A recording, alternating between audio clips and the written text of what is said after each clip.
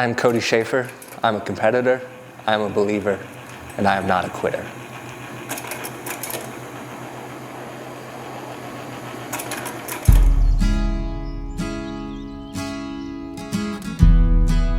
The last few years of my racing career, I got to the point where I wanted to do something different, but I didn't know how to walk away.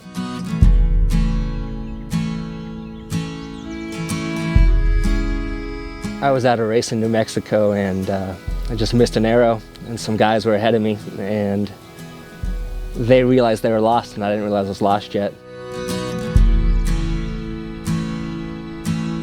Took my first breath where the muddy rises, spills into the Gulf of Mexico, where the skyline's colored by chemical plants that put bread on the table of the world, where the flash, the smack, the sound of that impact is something I'll never forget. For kids and a wife, giving a little of a soul every day. The doctors came to me and they just said, "Sorry, but you're never going to use that arm again."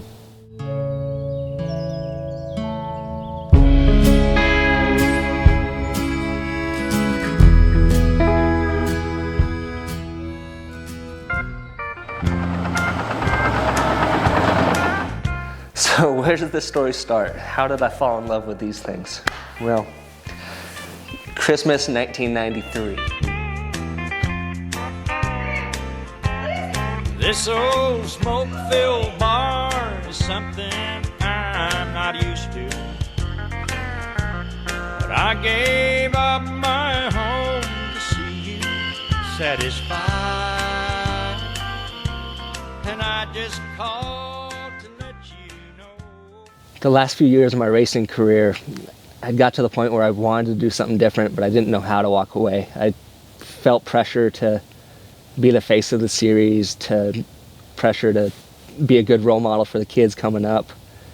And I felt that I wanted to do something different. I mean, I still loved competing, I still loved racing, but I also felt like I was failing if I wasn't winning, if I couldn't just go out there and enjoy it. I felt like people were judging me, and there was always a pressure to perform that was just outside of why I originally started racing. It was just because it was fun, just because I enjoyed it. 1, 2, 3, 4, 1, 2.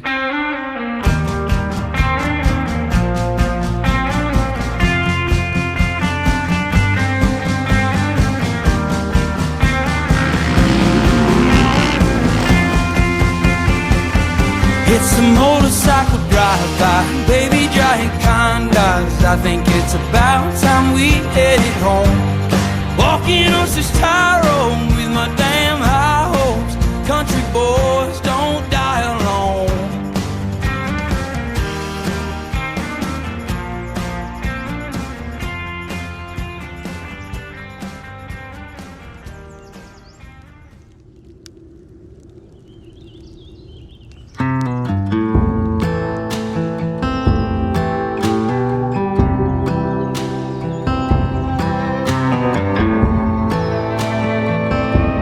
I was at a race in New Mexico and I just missed an arrow, and some guys were ahead of me, and they realized they were lost, and I didn't realize I was lost yet. And I was going out, they were coming back, and we just collided head on. Clouds and they're rolling in steady.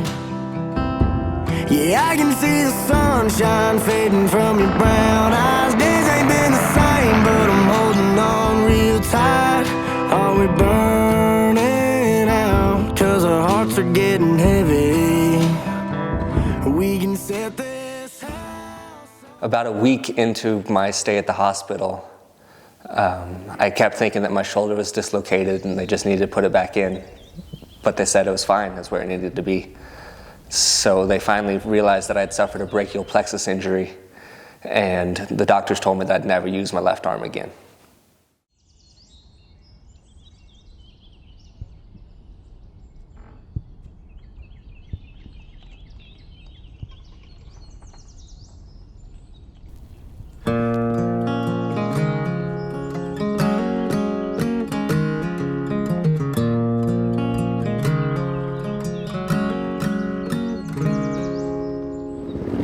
We've been swinging and missing.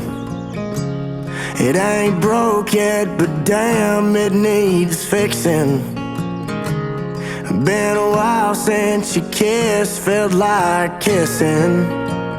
It's just different. The months after my accident, I was really struggling mentally and just trying to figure out what my life would look like now. And the first message I heard at church after my crash and getting out of the hospital was titled "A Necessary Ending." And it was just one of those moments where I felt like I was the only one in the room and the message was delivered just for me. And it talked about God loving me too much to keep me on the same path I was going, and it just needed to put a roadblock in and show me a different way that I could go. And I didn't understand it at the time. I didn't really know what my next purpose was, but for me to get to the next stage in life, I had to stop the path I was going down. For the record, shit, throwing in the towel takes some effort. When I was in the hospital, someone sent me the Bible verse, Jeremiah 29:11, and it says, "For I know the plans I have for you, plans to prosper you and not to harm you, plans to give you a hope and a future." And all I could think about was how much of a joke that was, and what kind of future would I even have now after this accident. That door, that's when I lost it. Midnight in Austin. Damn, I'm exhausted. What the hell's this all for? I didn't touch a dirt bike for about 2 years after my accident, and I was honestly a little scared to get back on one after how much pain I'd gone through. And I was scrolling on my phone looking through stuff, and I saw an ad for an FCA motocross camp, and the FCA is the Fellowship of Christian Athletes, and I just felt it in my heart that I needed to go. I felt that I wasn't given this story or all of this perspective to not be able to share it. And the feelings the first time driving back to the track, the nerves, the jitters, the being fired up was something I haven't felt in years, and I was so excited to have that back.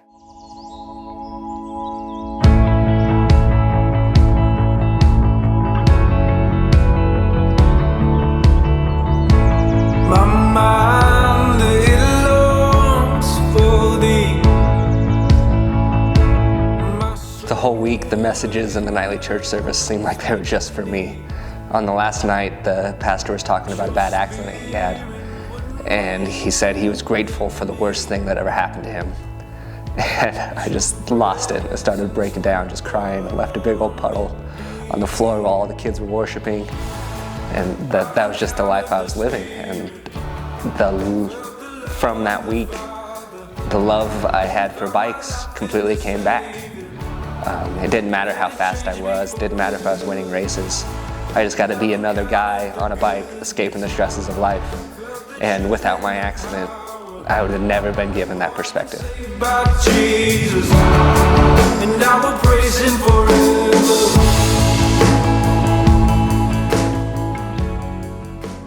The doctors in New Mexico said there's nothing they could do for my arm to make it better or bring any life back to it.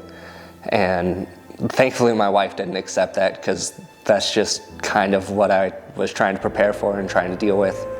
And she found a surgeon in St. Louis that specialized in my injury and had real good success in bringing some function back to my arm. I mean, it'd never be the way it was, but at least I could get some movement back out of it.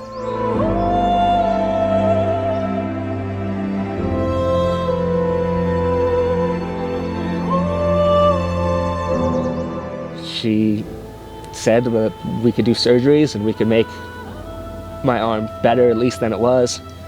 And so I looked at her and said, when can you do it? And just with a straight face and no laughing or joking, or just completely dry. Does tomorrow work? Yeah, okay, yeah, I'll get operated on tomorrow. That sounds great.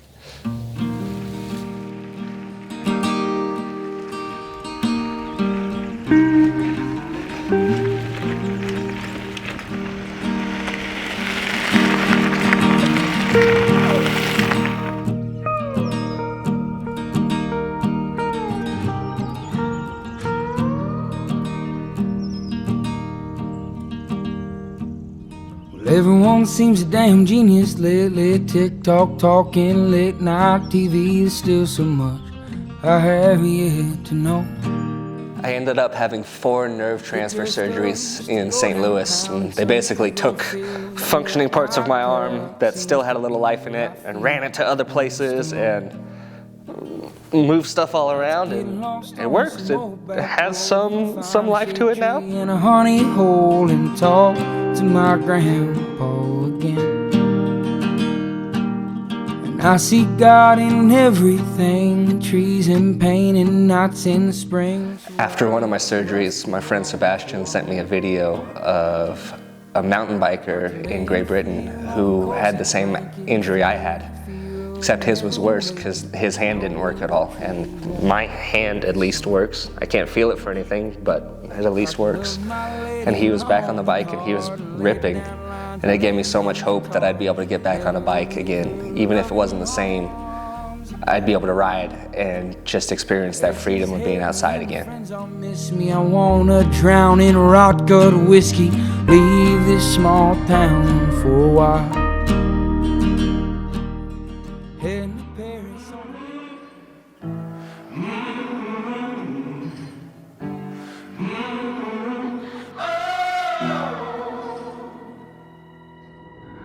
I'm a setting sun, but I'll never run. Seeing him ride, I was determined to at least get back on the paddle bike. My friends were amazing and they rallied around me. Multiple of them just bought bikes to go out and play on the mountains with me. And there was way too many times that they helped me in situations that I got myself into. Situations where I tumbled myself down the side of the mountain when I'm trying to figure out what I could handle again, and I'm just really grateful that they were there for me through that whole process.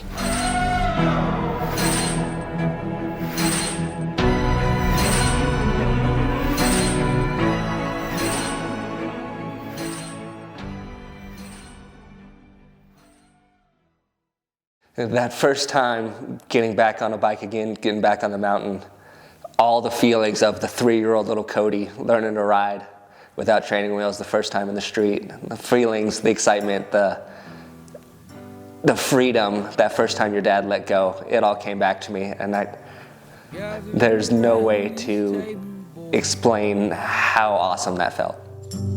bring your shame, I'll lose my voice, screaming at the gods about the bad we've done. Merle said, Mama tried, but the prison still won. Every day I try to remind myself to just be grateful in spite of my suffering, because whatever I'm dealing with, someone out there is dealing with something worse, and they're handling it with a better attitude than I was. So it's just a little perspective check of just, yeah, this situation might really suck, but it can always be worse. So make the best of what you're dealing with. We're having an all-night revival. Some call the women and some will steal the Bible. A year or two before my accident, my family started racing UTVs.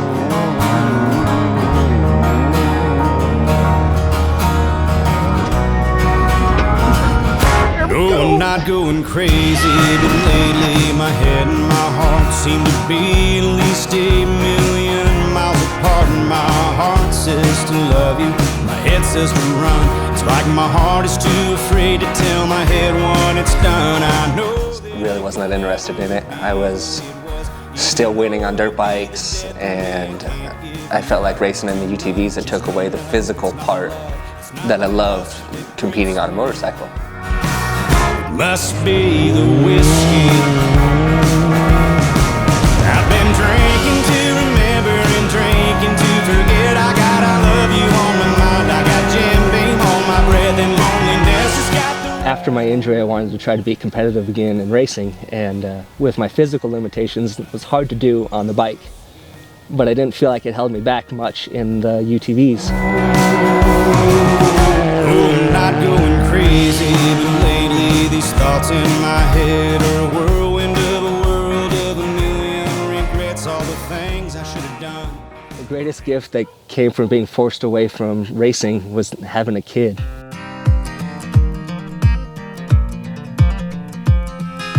I feel like when I was racing, I wouldn't have made time to be a dad or put someone else more important than me in my daily life.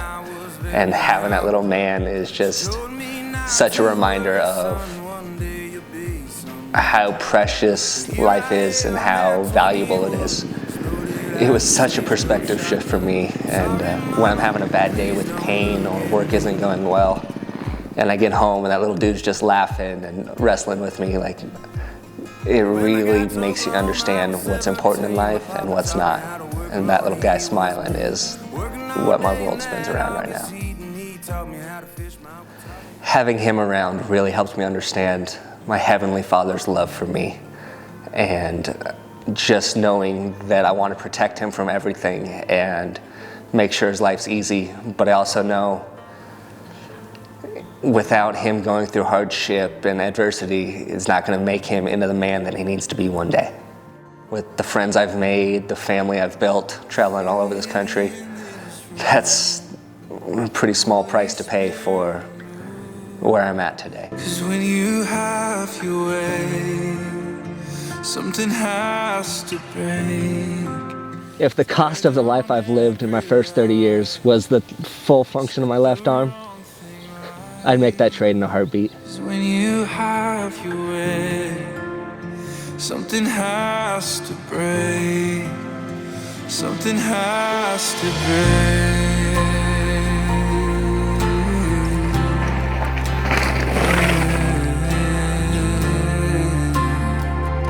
So I go back to Jeremiah 29:11. For I know of plans I have for you, plans to prosper you and not to harm you, plans to give you hope and a future. It's not a joke anymore. I'm so grateful for what I've gone through. Something has to break. Tear down every lie. Set the wrong thing right. 'Cause when you have your way. Doug Henry's just a role model of mine. I've looked up to him since a little kid, just watching Terra Firma on repeat in the back of the motorhome when we were on road trips. And with everything he's gone through, he still seemed happy and still had a quality life. And one line in the podcast that he said was, the only thing you can change is your attitude. And that just hit me so hard, because I was in a bad place and I was real frustrated, real angry, real upset, and had a why me attitude. And from that podcast, I just worked to make it a why not me attitude. I'd be strong enough to handle this, and I could deal with what the world was throwing my way.